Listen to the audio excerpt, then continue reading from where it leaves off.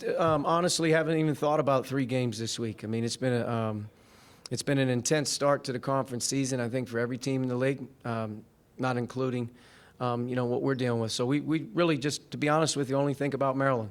And we have enough on our plate with them. They're playing terrific on offense right now. Their offense has really developed here recently in the last 3 to 5 games, 4 games, especially as conference has started. Prolific three-point shooting team. And they have a couple unique lineups with Dante Scott and Hamilton in the game in particular that have really caused a lot of problems for opposing teams in terms of how they attack and shoot and are able to really spread the floor out on you and pick on your front court players. So it's been impressive to watch how they've developed their team. They got some guys playing really well, especially Eric Ayala. Wiggins are the known guys, but I really think Dante Scott may be one of the most improved players in the country. Some of their new guys have really added some value.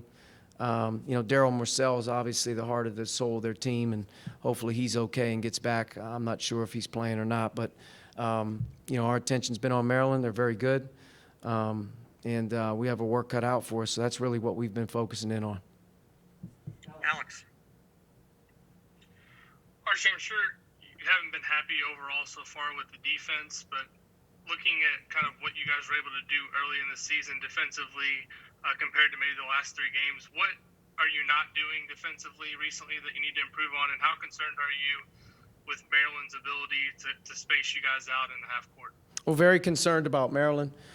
Being able to space us out in the half court. They did it a year ago here. They changed their offense before they came in and played us and, realistically played a 5-out game the whole first and second half, realistically, and made us guard the dribble. And they confused us with exchanges and dribble weaves and handoffs and ball screens. And, it turned into a very difficult cover for us. So, I think that's on our mind. Maryland's presenting a lot of problems right now for the other team in terms of being able to, how do you handle their ball screens, their handoffs, their weave, because their front court players are shooting such a great percentage. So it's a huge concern. There's obviously a lot of concerns when you go into the game, but being able to defend them with the way they're playing, it won't be just us. It's a lot of people are having problems. Our defense has sort of got to get its feet back on the ground. We're not tough enough on the ball right now.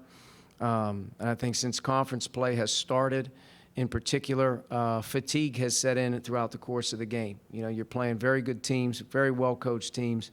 You're in the middle of January, and our rotation has put us in a situation where, we're not playing a ton of guys, and I think you can see out there we're playing too many tired guys at times, and it's costing us. But, our defense was fine against Illinois, played against a really good team in Illinois, and we're able to, hang pretty tough there. Northwestern did not play well at all, and the other night against Penn State, in particular, I thought our first half was pretty good on defense. They made some tough shots. And in the second half, I thought, they did a number of 4 or 5 shots that there's not much you're going to be able to say to the guy in terms of being able to stop that if it goes in, just because there's a hand in the face and you're where you're supposed to be. But I just think in general our defense has got to get more sound. We've got to get back to some of the basics. Sometimes over the course of the season when you play a lot of games, you lose some things. The physicality of our front court, our communication's got to be better. But I just think in general, guarding the basketball, keeping things, sound off the ball, not as spread out. So we've had a chance here. This is the longest break I think we'll have the rest of the season in between games, or at least for the month of January. So we've had an extra day to sort of really work on ourselves. But no question about it. We're concerned right now about Maryland, but I do think our defense right now hasn't played up to snuff in at least 2 of the 3 games in terms of how we've defended here in conference. Caleb. Kind of going back to their guards with Ayala and Wiggins, and if Morcell plays, has playing an Illinois team with IO or PSU this past game with just how they can shoot the ball helped you guys prepare and kind of know what to expect coming into this one at all? Yeah, I think if you look at our team as we've played the conference start, Northwestern's as difficult as any team in the league to guard right now. They have 5 shooters on the floor at one time. Illinois' offense, I think, is top 5 in the country right now in efficiency, and they're playing 4 3-point shooters around Kofi. And then the other night against Penn State, I think Penn State's got a top 20 offense in efficiency. And in particular, when you look at the 3-point shooting numbers that their guys have throughout the course of the season, we've played 3 very difficult games in terms of our defense being able to get the job done. I'm not saying that that's okay. I'm just saying there's some difficult covers out there. Some really prolific three-point shooting teams. And, if you watch Penn State play leading into our game and you watch them play against Virginia Tech or Seton Hall or Illinois in the first half, I mean, some of the scores and the shots they made against those teams, they made against us. It's not anything different. So I think that we've played three really good offensive teams to start conference play. That's been one thing. But it's preparing us for what we're going to have to do better. And I think, there's a couple things you can control. I think, number one, if you don't turn it over, you don't deal with it in transition as much. That's number one. And number two, I think just on-the-ball defense has got to be better. And our off-the-ball defense in terms of our positioning and where we're supposed to be early in the position has slipped. And I think that's why you're seeing so many rotations and so many drive and kick threes. You got to be able to guard the ball better. But we've played three really good offensive teams. I mean, all three of those teams have been tremendous in terms of what they've done this season offensively. Zach?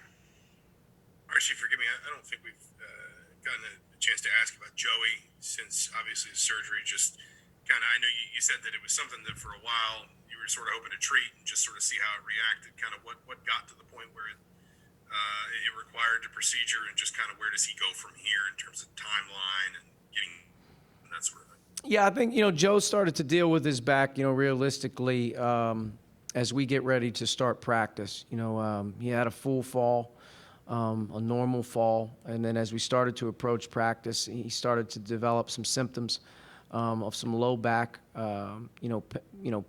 pain, or I should say uncomfortable feeling. And upon, sort of our docs and our medical team, taking some time with him, some rest and some opportunity to take some time in the preseason, gave him a chance to recover. And Joe, realistically, I think leading into our opener, had practiced about 3.5 straight weeks fine. And coming into our home opener of the season, was doing about as well as he had done in the fall. And then, I think one day in one of our practices leading into it, he started to develop some of the same symptoms. Not so much as pain as it was, I think, maybe some I don't want to say nerve or what it is, but he's tingling. But nothing to the point where he couldn't run, jump, or walk, but it was concerning. So with our doctors and all the advice that they've got, we sat him out at the beginning. And as we headed down to Maui, the Maui Invitational, he wasn't going to probably be able to play there. We hoped he could. And then upon returning, he didn't get any better. And gave him the month of December to sort of see if it could maybe kick back in, and he'd be able to, give himself a chance to maybe, get some games in to see how he would do, just because he's not that uncomfortable. But it became apparent that his symptoms weren't going away. And, the procedure was successful. Joe's doing well, and Joe's, right now, focused in on getting his recovery. And the minute Joe can kind of get back to rehab and start to move fully into his deal, we'll see where his time frame is. I don't think it's at the end of the question that he's done for this year. In terms of will he be out all year, I don't know. But I think it's going to be a thing that in the month of January, he's going to give himself a chance to play. If he can't, he can't. He obviously has the year back regardless. So we'll see where it's at the end of the season. But, for the foreseeable future, it's going to be what it is. And I think I'm thankful our medical team spent so much time with him and gave him so many opportunities, to give himself a chance to play. But this was the best course of action, and it was successful, and it went well. That's the thing we're most thankful for now. Tom, then we'll finish up with Dustin. Archie, you've brought up the fatigue factor late in games, really through all three of these things so far. Do you have to get to the point to save that freshness at the end, to just sort of live with whatever the rest of the bench can give you early, or no? No, I think that when you're talking about our bench, it's got to be a focal point here moving forward. We've had some of our best performances when we've played the most guys. Games are obviously very, very, very intense right now, and possessions matter, and trust is everything. So you got to go out there and practice like we just did, and you got to give yourself a chance to, when you get in the game, give yourself, the coach and the staff, the opportunity to feel like you're in a good place and you can help. But we're going to move forward trying to do a better job of obviously improving our depth. It's needed. It's a must. And I think it will help us, long term with that. I think the second part of it is, no offense, there's a lot of guys out there in college basketball right now that don't come out. And they play well, and they play hard the whole way through. This is college basketball. This isn't an 82-game season. And I think if you look around the country, you're going to see a lot of teams playing 6, 7, 8 guys. There's a lot of guys playing 35 minutes, and they're getting it done. And I think with us, we have to have a better mindset in terms of finishing, and we have to have a better mindset in terms of the guys that are in the game, in terms of the expectations of being able to not save and play hard all the way through. But we've really taken a step down defensively in the second half of games, and to me, there's a couple things that it can address it. We have to sub out, number one, and two, we have to be much more concentrated effort in terms of being able to play through it, because there's a lot of guys averaging more minutes than some of the guys on our team, and I don't see them having a problem. So we have to be able to handle our business. Dustin, wrap it up. I guess just to kind of continue on that track, I mean, how far away are you from feeling comfortable and trusting the freshmen that aren't getting that many minutes right now? How far along do you think they are right now, and what do you have to see for them to be willing to put them out there for 10 minutes or so and to give some of these other guys a rest? Yeah, I don't necessarily know if it's it's one of those things now. When you're in January, a lot of times you are who you are. I think sometimes when you get to January, you kind of know who you are. I don't think that's the case with us. I think that we have to be able to play our guys a little bit more and give them more opportunity in the game to develop that, because what we see in practice every day isn't enough. We have to give them more pressure opportunities. And I think Jordan Geronimo has to play moving forward. He's just too active. He's too physical. He gives us another body. Our front court players need an opportunity to have another forward in the game. And I think Anthony and Christian both have kind of, tinkered around the deal that they're right there. But, I think the bottom line is when you're a coach, you rely on your gut instinct, and you rely a lot of times on experience. And in our case, sometimes experience hasn't been playing well, and I think what really makes you nervous is when experience isn't playing well, or you're not as consistent with your guys that are upperclassmen.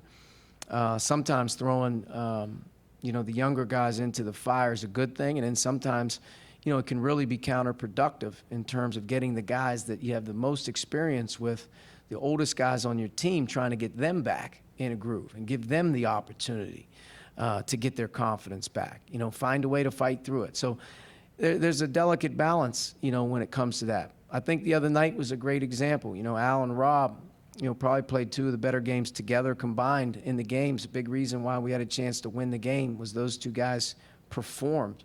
And that gives you a lot more confidence sometimes when you're going in the game knowing what you're going to get, that you can play some other guys in the game. You can live with some mistakes that those other guys are going to make, because the other guys that are in the game that are older are going to be able to, stem the tide, so to speak, if something happens wrong. But my concern and my hesitance, I think, at times, has been trying more so along the lines of our staff to get our core 7 or 8 guys who have played minutes in big games to play big game minutes for us right now, so those other guys don't have the heat on them that they have. But no question about it. It's a commitment to the bench. It's a commitment to a rotation. We've got to find a way to give guys more confidence. They have to earn it while they're in the game and do well, and the coach has to obviously stick to it a little bit and be able to play through it, even if it goes good or bad. But I think these guys right now have prepared well. I'd be disappointed if we didn't play hard and we weren't smart against Maryland. Doesn't mean we're going to win. At the end of the day, we've prepared the right way coming off of Penn State, just in terms of our body language. Guys have the right approach, and that's what you need. And, if we keep getting that, we have a chance to keep getting better. Like I said, and I told them this, our team hasn't really clicked in terms of all able bodies at the same time really having it going together at one time. You're getting a lot of contributions. To me, that's exciting. We can get better. We can play a lot better with more guys contributing. And I think part of it's the younger group, but part of it's the older guys too. Getting those guys back into some type of a groove, a little bit like we had the other night. Jerome had big plays in that game. Al and Rob had big plays in that game. It made our team a lot different. And I think just trying to be able to establish a deeper team at times has been a balance. Thank you, Coach. All right, thank you.